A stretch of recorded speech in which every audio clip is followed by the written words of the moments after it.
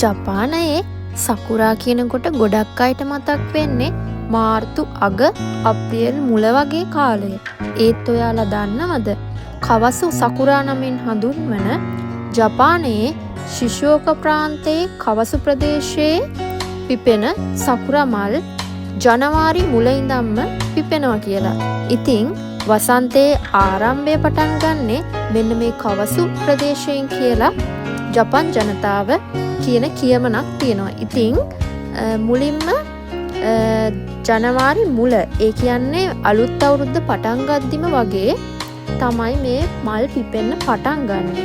ඊට පස්සේ පෙබරවාරි මුල ඉඳන් මාර්තු මුල දක්වා මේ කවස සකුරා මල් අපිට දකින්න හම්බෙනවා. ඉතින් සාමාන්‍යයෙන් තියෙන සකුරා මලට වඩා මේ සකුරා මලේ පොඩි විශේෂත්වයක් තියෙනවා.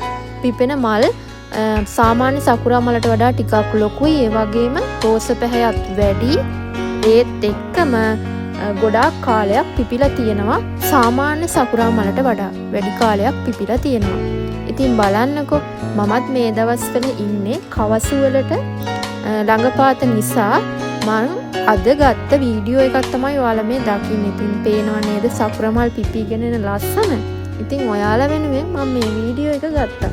ඉතින් බලන්නකෝ සකුරා මල් වල ලස්සන